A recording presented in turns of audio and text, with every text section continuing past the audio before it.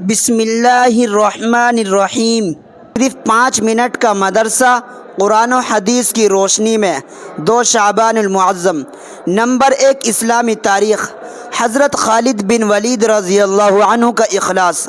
صحابہ اکرام رضی اللہ عنہم اجمعین کے ہر عمل میں اخلاص نیت اور اللہ تعالیٰ کی رضا شامل ہوتی تھی، اس لیے اخلاص اور اللہ کی رضامندی حاصل کرنے کے لیے بڑے بڑے عہدے قربان کر دیا کرتے تھے۔ حضرت خالد بن ولید رضی اللہ عنہ کی معزولی ان کے اخلاص کی بہترین مثال ہے۔ جب حضرت عمر رضی اللہ عنہ نے ملکی انتظام اور بعض دوسری مصلحتوں کی وجہ سے انہیں معزول کر دیا اور ان کی جگہ حضرت ابو عبیدہ بن جراح رضی اللہ عنہ کو امیر بنا دیا، تو حضرت خالد بن ولید رضی اللہ عنہ نے لوگوں سے فرمایا، تم پر امیر المؤمنین حضرت عمر رضی اللہ عنہ نے اس شخص کو امیر بنایا ہے جس کو رسول اللہ صلی اللہ علیہ وسلم نے امیر الامت کا لقب دیا ہے۔ یہ کہہ کر امارت کو ان کے حوالے کر دیا۔ اس اخلاص اور وفاداری کو دیکھ کر حضرت ابو عبیدہ رضی اللہ عنہ نے کہا کہ میں نے رسول اللہ صلی اللہ علیہ وسلم کو یہ فرماتے ہوا سنا ہے کہ خالد اللہ کی تلواروں میں سے ایک تلوار ہے۔ حضرت خالد رضی اللہ عنہ زندگی بھر شہادت کی آرزو کرتے رہے، مگر شہادت مقدر میں نہیں تھی۔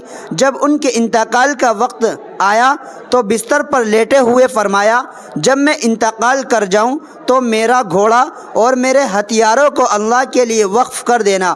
ملک شام کے حمص نامی شہر میں سن 21 ہجری میں انتقال ہوا۔ نمبر 2، حضور صلی اللہ علیہ وسلم کا معجزہ۔ حضرت فاطمہ رضی اللہ عنہا کے متعلق پیشن گوئی۔ مرض الوفات میں رسول اللہ صلی اللہ علیہ وسلم نے حضرت فاطمہ رضی اللہ عنہا کو یہ خبر دی کہ میری وفات کے بعد میرے اہل و عیال میں سب سے پہلے تو آ کر مجھ سے ملے گی۔ چنانچہ رسول اللہ صلی اللہ علیہ وسلم کی وفات کے بعد آپ کی پیشن گوئی کے مطابق سب سے پہلے حضرت فاطمہ رضی اللہ عنہا کی وفات ہوئی۔ نمبر 3، ایک فرض کے بارے میں، مسجد میں داخل ہونے کے لیے پاک ہونا۔ رسول اللہ صلی اللہ علیہ وسلم نے فرمایا، کسی حائضہ عورت اور کسی جنوبی یعنی ناپاک آدمی کے لیے مسجد میں داخل ہونے کے لیے بالکل اجازت نہیں۔ فائدہ: مسجد میں داخل ہونے کے لیے پاک ہونا ضروری ہے۔ نمبر 4، ایک سنت کے بارے میں، کپڑے پہننے کی دعا۔ رسول اللہ صلی اللہ علیہ وسلم نے فرمایا، جو کوئی کپڑا پہنے اور یہ دعا پڑھے تو اس کے اگلے پچھلے سب گناہ معاف ہو جاتے ہیں۔ دعا یہ ہے، الحمدللہ الذی کسانی ھذا ورزقنیہ من غیر حول منی ولا قوہ۔ نمبر 5، ایک اہم عمل کی فضیلت، قرآن کی تلاوت کرنا۔ رسول اللہ صلی اللہ علیہ وسلم نے فرمایا، قرآن شریف کی تلاوت کیا کرو، اس لیے کہ قیامت کے دن یہ اپنے ساتھی یعنی پڑھنے والے کی شفاعت کرے گا۔ نمبر 6، ایک گناہ کے بارے میں، زمین میں فساد پھیلانا۔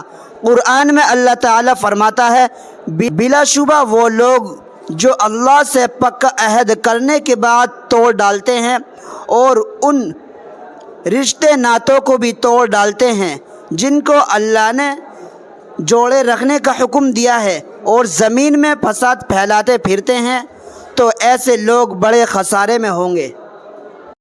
نمبر 7، دنیا کے بارے میں، دنیا مانگنے والا۔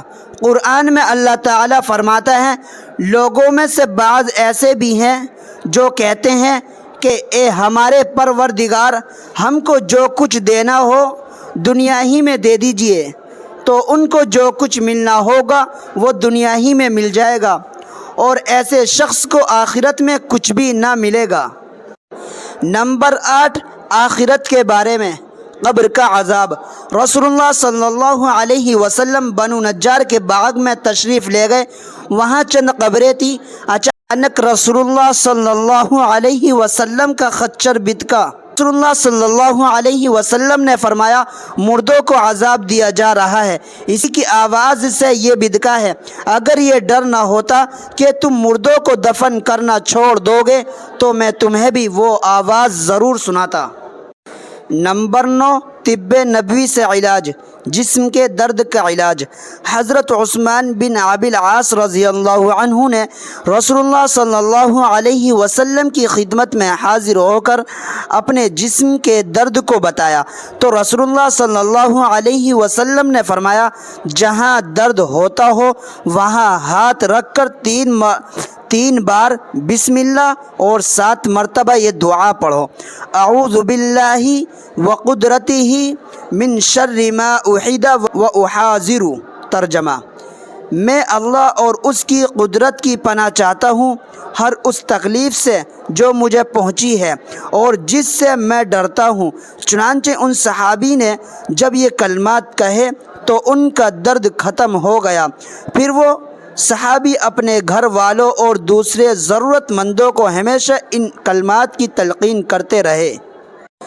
نمبر 10، نبی صلی اللہ علیہ وسلم کی نصیحت۔ رسول اللہ صلی اللہ علیہ وسلم نے فرمایا اللہ کے ذکر کے علاوہ زیادہ بات مت کرو کیونکہ اس سے دل میں سختی پیدا ہوتی ہے اور جس کے دل میں سختی پیدا ہوتی ہے وہ اللہ کی رحمت سے سب سے زیادہ دور ہوتا ہے۔